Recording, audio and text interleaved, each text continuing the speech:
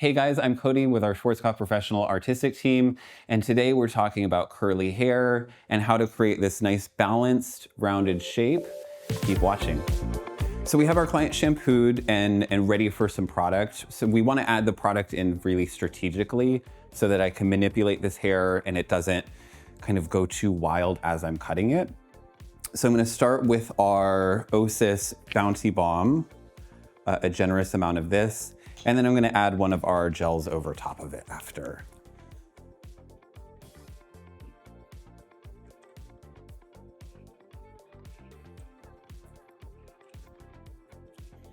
And it sometimes actually helps if the client tilts their head back so you can really get in there with the product.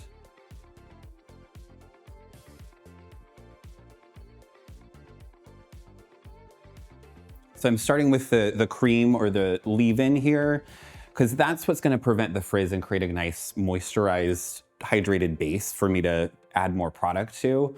Then after this, I'm going to follow up with a gel or a product that helps create some more hold to really lock that moisture in and ask that hair to stay in shape as much as possible. And then a generous amount of tipsy twirl on here to lock in that moisture.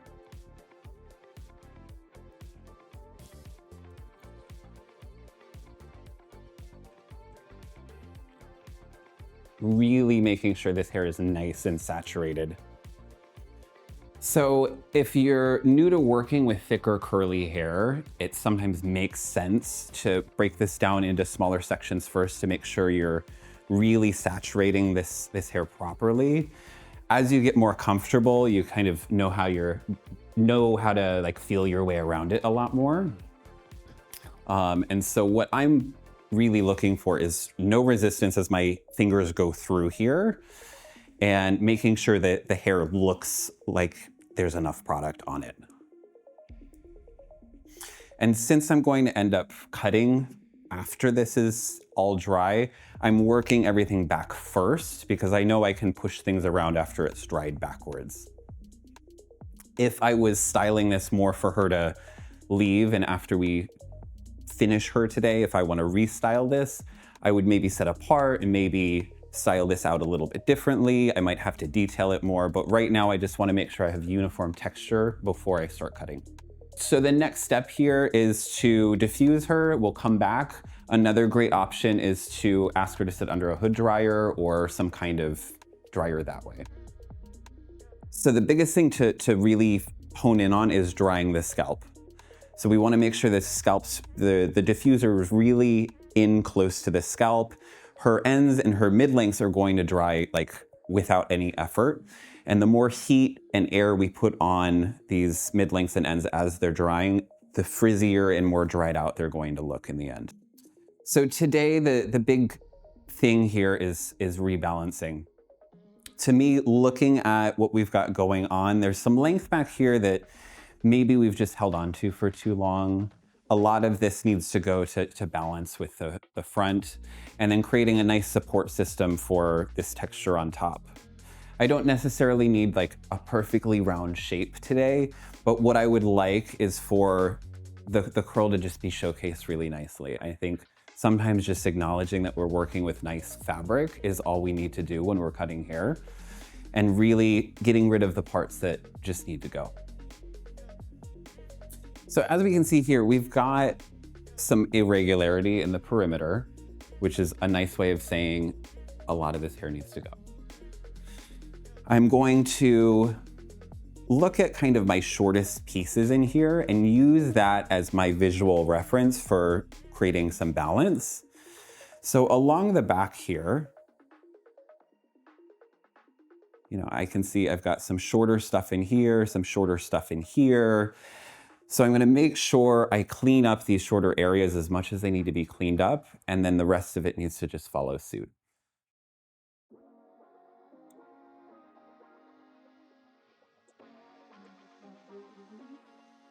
So literally just connecting the dots here.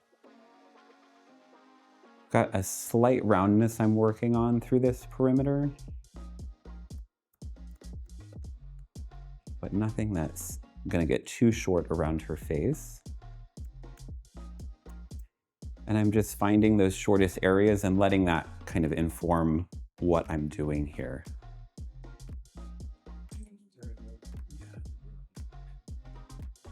And the same on this side. So we see where our shortness is, we see where we left off on the other side, and I'm just gonna kind of connect this with just this really nice, easy curvature.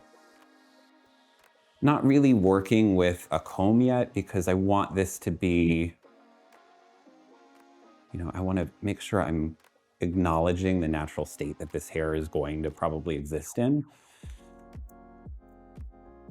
And so the more I put my comb or my fingers in here, the more I'm disturbing that.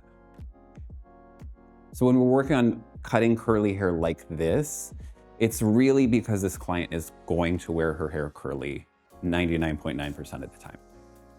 And as we move into the sides here, I'm just gonna kind of loosen this hair at the scalp.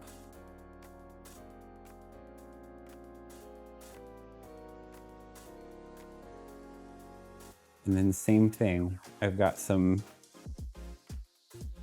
shorter, weaker areas in here, right? So I'm gonna let this back corner kind of create the perimeter for me with these shorter areas. What happens, I think a lot of the time we have clients that really want to hang on to hair that isn't really doing anything. And over time, this is just going to get more and more kind of abused and not look great anyway. So it's a great time to have a conversation about really resetting and rebalancing. And so as I go through here, I'm just kind of working back and forth a couple of times just to make sure there's no obvious stray hairs. But at a certain point, you just have to kind of call it and stop looking for hairs to cut, because that's how you get rid of all of the hair by accident. So when I'm happy with the way that this looks, I'm going to move on to the other side. I'm going to check my balance on either side here. Make sure point A, point B, point C all line up in a uniform way. Now we have balance on both sides. It's really nice when our client doesn't have shoulders, so we can really see the whole shape all the way around. And from here, then we start building and creating a little bit more support for this weight on top. I think the big thing here is this client really wants to wear her hair curly all the time.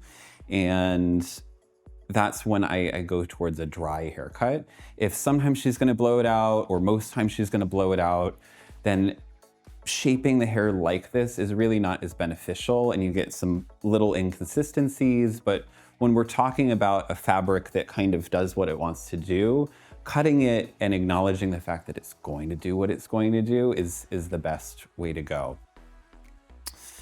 If she had super maybe loose texture, I might venture into more of a damp, working with this hair more damp. But for something like this, we really want to see what the hair does before we start shaping it.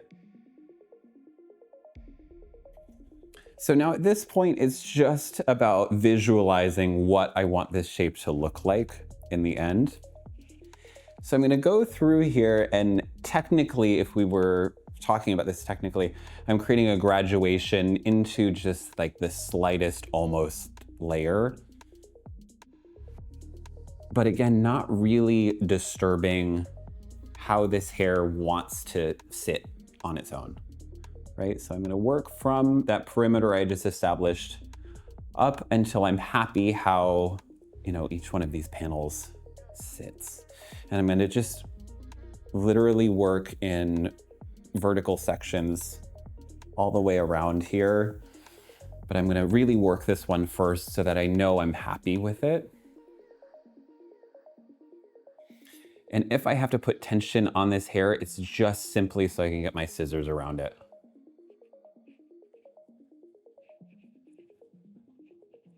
Right, so I'm imagining this vertical section from her crown all the way down to my perimeter.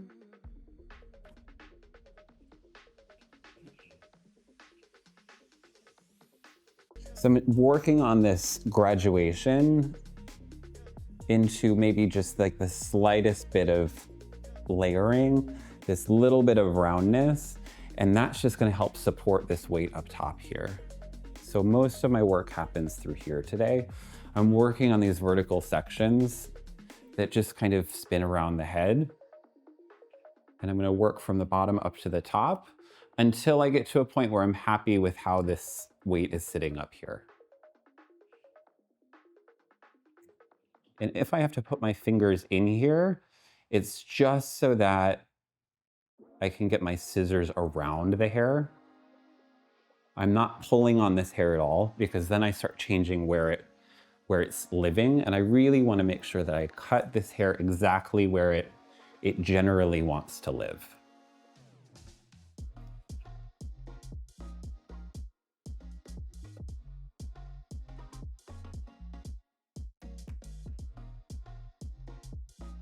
So, and I think the other thing here is, let's not overcomplicate this. I'm literally going through here using the center of my scissors and cutting through each one of these sections.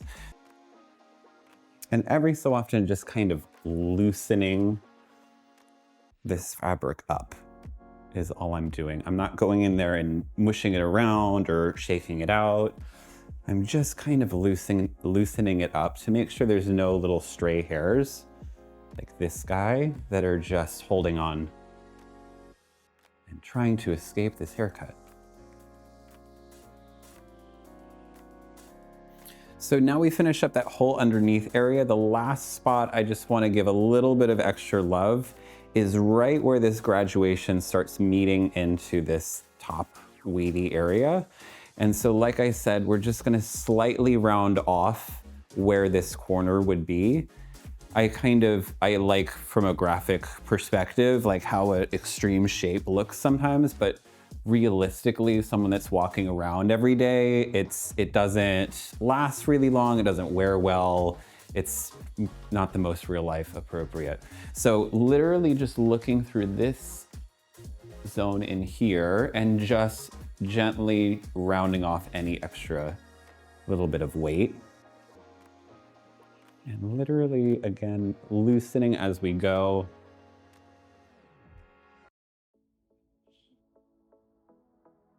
Curl like this is going to expand on its own. So I really don't have to worry about going in here and messing this up too much to see what this shape expands into. As I work with it and as you know, it sits in a room with a little bit of humidity, it's gonna open up and sit exactly where it needs to.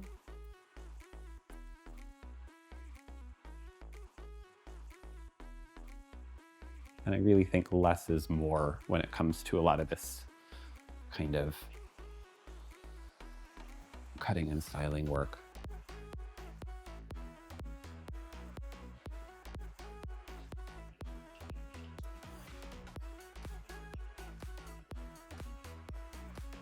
And then just every so often stepping back and getting a good perspective on what we've done.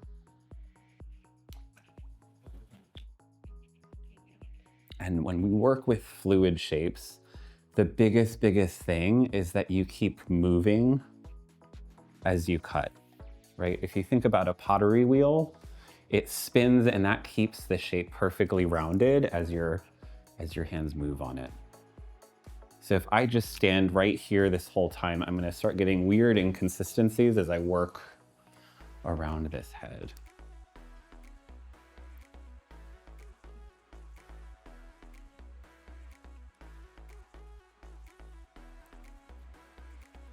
Just take a minute, kind of head on here to make sure there's balance. I'm not taking this hair and pulling it straight and measuring or any of that. I'm just visually checking for balance. And again, the more you tug on this hair, the more you kind of pull it out of where it wants to sit naturally. And the whole point here is acknowledging how this hair wants to kind of live on its own.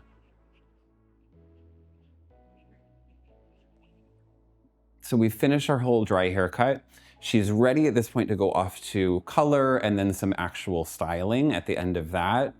What I would recommend this client use at home is exactly what we just used. So our Osis Bounty Bomb, our Osis Tipsy Twirl, and that's really gonna help with keeping the fabric under control. When we talk about styling curly hair, the biggest thing is to, not over manipulate as we're styling, as it's drying. So if she's a wash and go curly girl, there might be some areas around the part or around her front hairline where we actually have to gently, encourage that curl to sit where we need it to sit. But the biggest thing is applying our cream product first, gently, making sure it gets evenly distributed, and then applying our gel. Stay tuned for the next video where we're actually going to color this haircut and work on some more finishing work. If you have any questions, drop them below.